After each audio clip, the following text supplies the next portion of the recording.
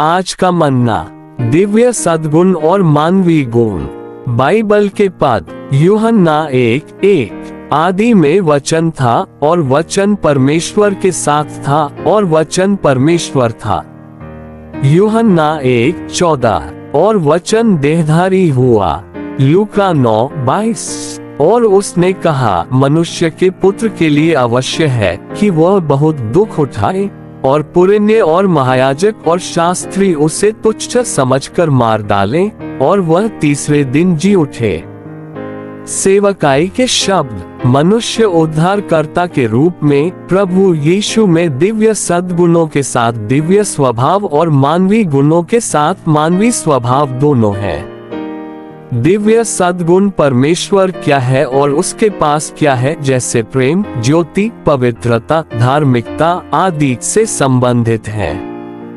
हम परमेश्वर के सद्गुणों के बारे में विस्तृत रूप से बात नहीं कर सकते, लेकिन हम कह सकते हैं कि प्रभु यीशु में सभी दिव्य सद्गुणों के साथ परमेश्वर का स्वभाव था। यहाँ हम परमेश्वर के संबंध में सद्गुण और मनुष्य के संबंध में गुण का उपयोग कर रहे हैं। चूंकि प्रभु यीशु का गर्भाधान दिव्य सार के साथ पवित्र आत्मा से हुआ था, इसलिए उनके पास दिव्य सद्गुणों के साथ दिव्य स्वभाव है।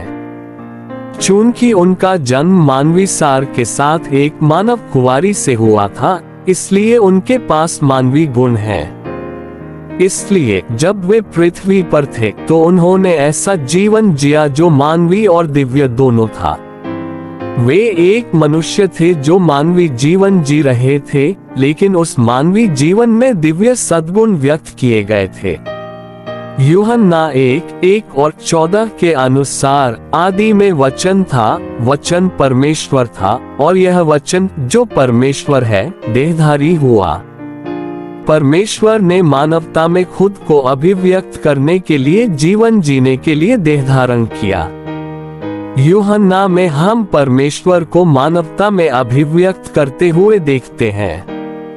लूका में हम एक मनुष्य को अपने मानवीय जीवन में परमेश्वर को अभिव्यक्त करते हुए देखते हैं।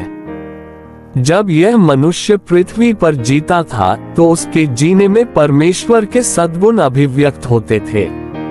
मनुष्य उद्धारकर्ता में मनुष्य और परमेश्वर, परमेश्वर और मनुष्य दिव्य सद्गुणों और मानवीय गुणों से भरी एक रचना बनाने के लिए मिश्रित होते हैं। आमीन।